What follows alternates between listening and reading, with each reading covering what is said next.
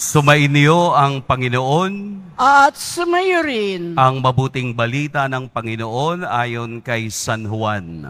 papuri sa iyo, Panginoon.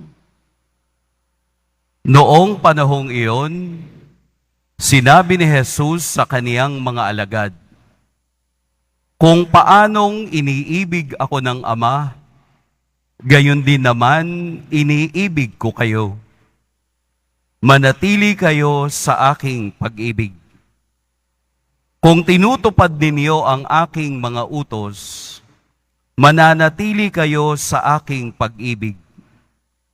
Tulad ko, tinutupad ko ang mga utos ng aking Ama, at ako'y nananatili sa kaniyang pag-ibig.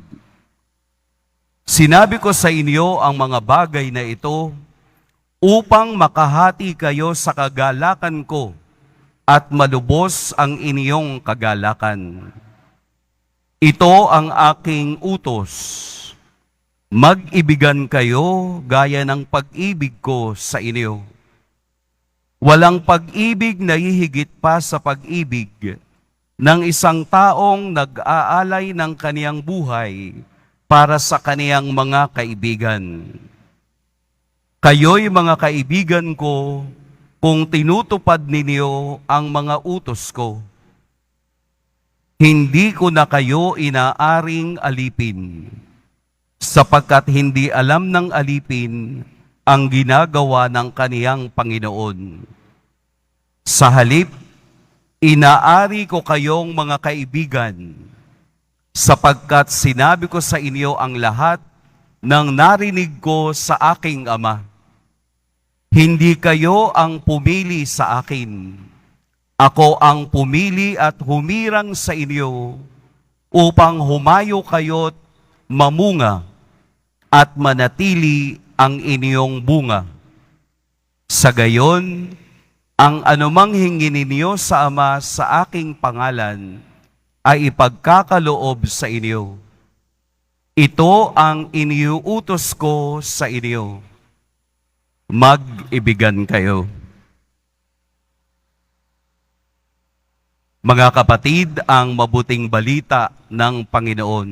Pinupuri ka namin, Panginoong Heso Kristo. Magsiupo muna po ang lahat. Magandang hapon po sa lahat. Ang lahat po ng umiibig ay pumalakpak sa pangalan ng ating Poong Jesus Nazareno. At ang lahat po ng umiibig ay nakangiti. Alam ko pong mainit, pero kung nagmamahal ka, kahit ang init, kakayanin mo. Amen? Yung pong aking lola ay mahilig mag-utos. Buti na lang wala na siya. Sasabihin niya, pagdating ko galing ng eskwelahan, walisin mo nga iyon. Diligin mo nga iyon. Ikuha mo ko ng tubig. Kaya lagi kong sinasabi, si Lola, mando ng mando. Yung mando ay yung mandamos, utos.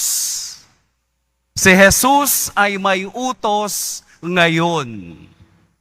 Diretsahang sinasabi sa lahat ng kaniyang kaharap, mag-ibigan kayo. Kung papaanong inibig ako ng Ama, gayon din naman iniibig ko kayo. Ang batayan ng pag-ibig ni Jesus ay batayan ng pagkakaibigan. Kaibigan. Ano ang root word ng kaibigan? Ibig. Sa bawat friendship, sa bawat pakikipagkaibigan, nakaugat at nakabalanse sa pag-ibig. Sabi nga ni Santo Tomas, friendship is a mutual charity. Kung kayo'y magkaibigan, parehong mayroong pagmamahalan. Ang magkaibigan ay hindi lamang magkaibigan sa iisang interes. Hindi mo kaibigan ng isa dahil pareho kayong magaling kumanta. Hindi iyon tunay na kaibigan. Dahil ang pagiging magkaibigan, kahit na magkaiba, ay nagkakaroon ng mutual charity sa isa't isa. Hindi pwedeng give and give. Kapag bigay ka lang ng bigay, sinasabi nila ang tawag doon, martir. Kasi bigay ka lang ng bigay. Hindi po, may tawag doon sa bigay lamang ng bigay. Anong tawag? Capital T. Kailangan po, hindi ka lamang nagbibigay. Ikaw din ay tumatanggap dahil ang mutual charity is a give and take process. Kapag ang isa ay tanggap lang ng tanggap, ang tawag sa taong iyon ay abusado. Hindi na makararamdam, hindi na nakauunawa kung ano ang nararamdaman ng iba kasi nga mapang-abuso. Ang taong mapang-abuso ay walang pag-ibig. Kapag nanghiram ka ng sasakyan sa kaibigan mo, pagbalik, punuin mo ng gasolina.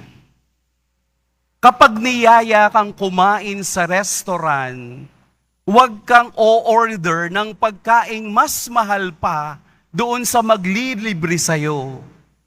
Kasi ang tawag doon, abuso. Si Jesus sa ating ebanghelyo ngayon ay nagpapakita kung ano ang tunay na pinanggagalingan ng pag-ibig.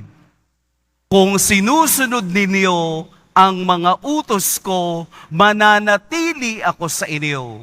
Ang pag-ibig na yan, ang siyang ibinibigay ko upang kayo naman na nakaranas ng pag-ibig ang magbigay at magbahagi sa iba. Bakit maraming taong hindi kayang magbigay ng pag-ibig? Gusto lang take and take. Bakit po? Dahil hindi niya naranasang mahalin. Sapagkat ang tao lamang kayang magmahal ay ang tao lamang kayang magbahagi ng kaparehong pag-ibig. It is a mutual charity. Kaya nga po maliwanag na ang Diyos bilang sandigan at larawan ng pag-ibig ang siyang ating titingnan at palaging panggagalingan ng inspirasyon ng pag-ibig. Because love is kind. 1 Corinthians chapter 13. Love is not jealous. Love is patient. Nagmamahal ka dahil ito ang utos ng Diyos. At dahil ito ang utos ng Diyos, siya mismo ay pag-ibig. Ang Diyos ay pag-ibig. Sapagkat ang pag-ibig na nararanasan natin galing sa Diyos ay pag-ibig na may pagtanggap at pag-ibig na may pagsakripisyo. Kung naguguluhan kayong tingnan ang larawan ng pag-ibig, tumingin lang kayo sa imahe ng ating Poong Jesus Nazareno at mauunawaan mo ang kahulugan nito. Kaya ang kanyang damit ay maroon, hindi red. Red means blood. Red means martyrdom. Kaya maroon, intense red, mas malalim sa pula, na ibig sabihin, mas malalim ang kaniyang pag-ibig sa sino mang taong naririto. Because the love of God is eternal.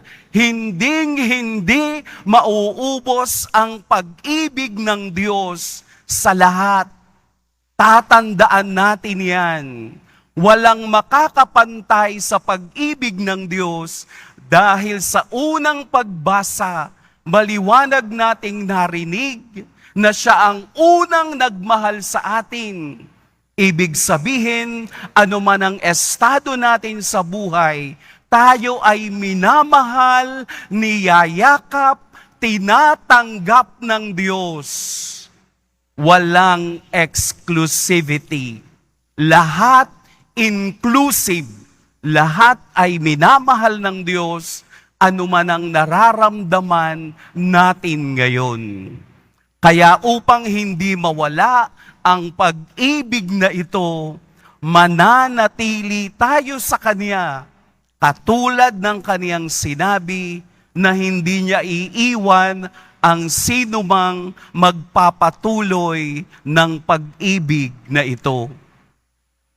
Ang pag-ibig ang dahilan ng lahat. Kaya kayo pumunta dito dahil sa pag-ibig. Kaya kayo nagpapaypay kahit mainit dahil sa pag-ibig. Doon sa malayo, akala ninyo wala akong pawis, tagaktak na po ang aking pawis dahil sa pag-ibig.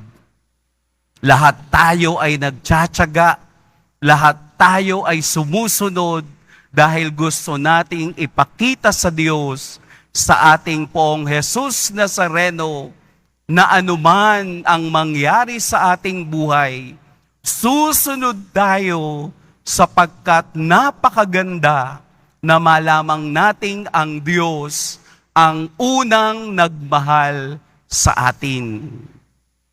Kaya sa araw na ito, kung kaya nating gawin, ibahagi natin ang pag-ibig na yan sa iba.